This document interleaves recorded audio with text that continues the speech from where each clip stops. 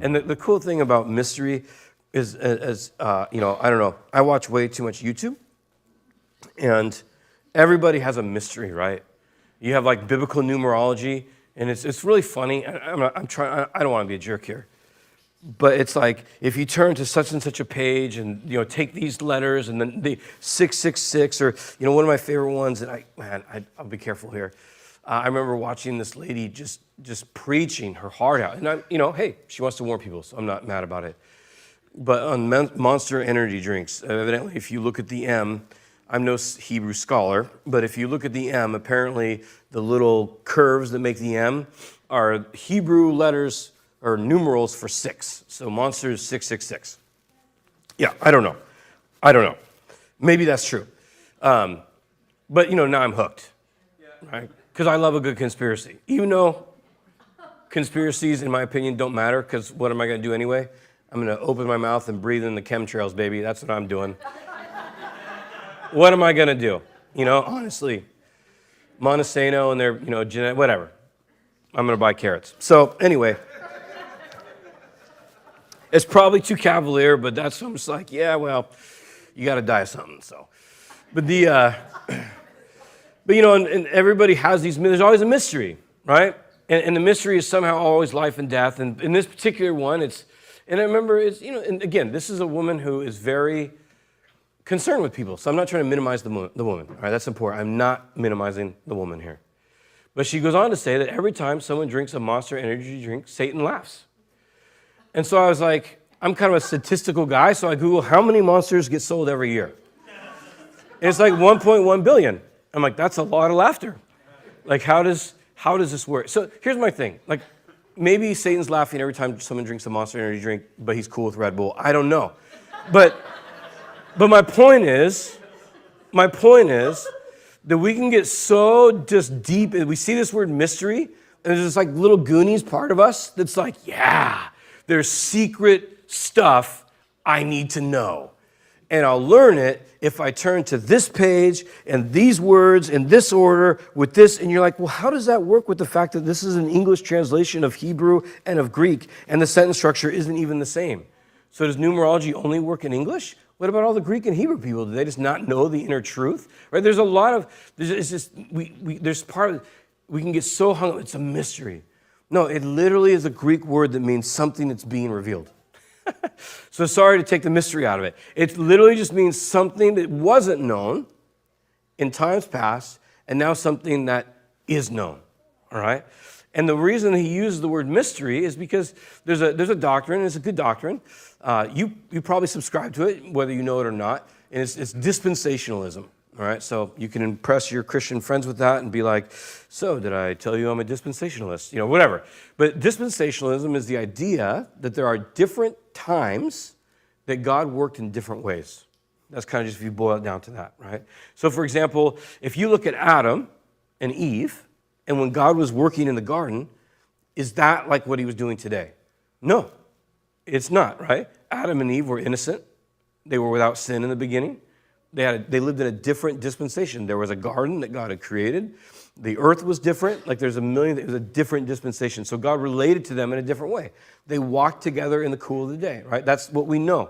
Then you have, for example, post-garden. We don't know why, I almost said Ken, like Ken and Barbie. I don't know why Cain and Abel, but Cain and Abel knew to bring a sacrifice, right? Nowhere in Genesis 3 or 4 or 5 is there any information on how they knew to do that. They just knew that they were supposed to bring a sacrifice. And they knew it was to be blood. They knew it was to be meat. Because that was the condemnation of Cain, right? That he was a farmer, and that's not his condemnation, but that he brought of his own fruit. Cain brought what he wanted to bring. Does that make sense? Whereas Abel brought a blood sacrifice. And so the condemnation was that Cain knew what to bring. The implication is Cain knew, but he brought what he wanted to bring. And God said, no, you need to bring what I say to bring, right? So we don't know why that was or how, well, we know why blood sacrifice. We don't know how God was working. We just know that he was, and there was some sort of dialogue. People knew what they were supposed to do, and in this event, one person did not do what God said to do. And there was a fallout from that. And even in that, there's mercy, right? Because God doesn't go, well, to hell with you, Cain. What does he say? He says, well, now I'm going to curse the ground. You're not going to be able to farm anymore. It's not going to bear fruit to you. Kind of interesting, right? So Cain brings what he wants to bring to God. God says, that's not what I asked for. And now you're not going to be able to bring that to anymore. So the punishment, if you will, was a mercy. I'm going to take away what you're holding so valuable that costs you dearly. And ultimately would end up in the result of killing his brother over that. It's how deep selfishness goes sometimes. All that to say is, then you have years later, centuries later, you have Abraham. Right? So Abraham, different dispensation, different time. Still no law, still no written law that we know of, right? And Abraham, he's cruising around Ur and different places like that. There's a ziggurat that they've excavated at Ur that was dedicated to the moon god.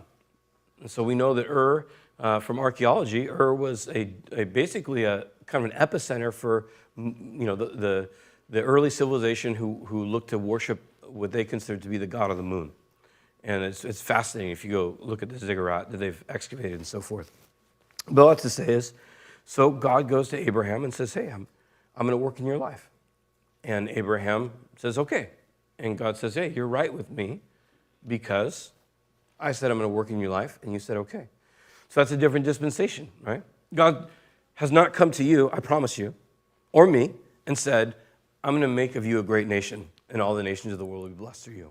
He has not said that, right? That was to Abraham, and he's working in a specific way. Well, then, 450 years later, along comes Moses, and God begins to work in a different way, right? And that took a lot of years.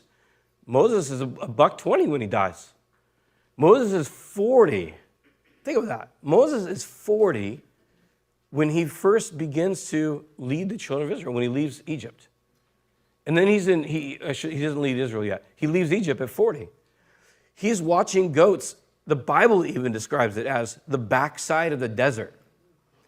What's the front side of the desert look like? Is there like a nice part of the desert that he didn't get to be on? Like, how is it the Bible's like, it's not just the desert, it's the backside of the desert. You're like, wow, okay. Sounds like kind of a crummy place. So that's where Moses for 40 years is chilling on the backside of the desert, watching someone else's goats. It really seems like God's not really in a big hurry, does it? When we really start to break it down in life, we're so just hustle and bustle and get this done, and we get anxiety because all this, oh, I got to do, and Moses, and here's God, and he's just like, hey, Mo, just watch some goats for 40 years, my man. I'm going to teach you things. It's going to be okay, right? It's so anti our society, isn't it? Our society's like, you got to finish school, and then you got to go to college, and then you got to trade school, and then you got to do this, and you got to figure everything out, and then you got to, right? And somehow it also gets thrown in, and you can't get married until you have it all figured out. And you're like, the world would not exist if that philosophy, when everybody's dying when they're 40, right? In the first century, I think like 44 or something like that is the global average they estimate, right? But God is, he's working for thousands of years in different ways in time. And so, I just want to throw this out here as kind of a sub point. God is in no hurry. No hurry. He loves you.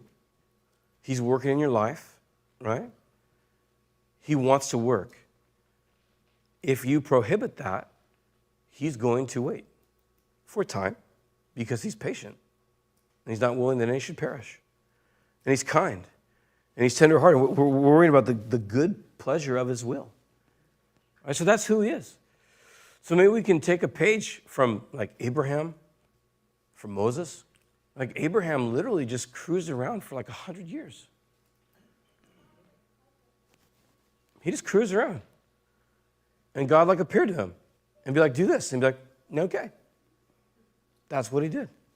So whenever you start to get that anxious feeling like, oh, I got to make things happen, or I got to get this going, you really don't.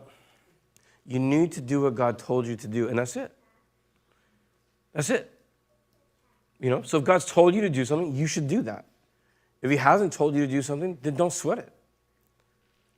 You know, you gotta eat and provide food. I mean, I'm not talking about generalized things, but don't get worked up.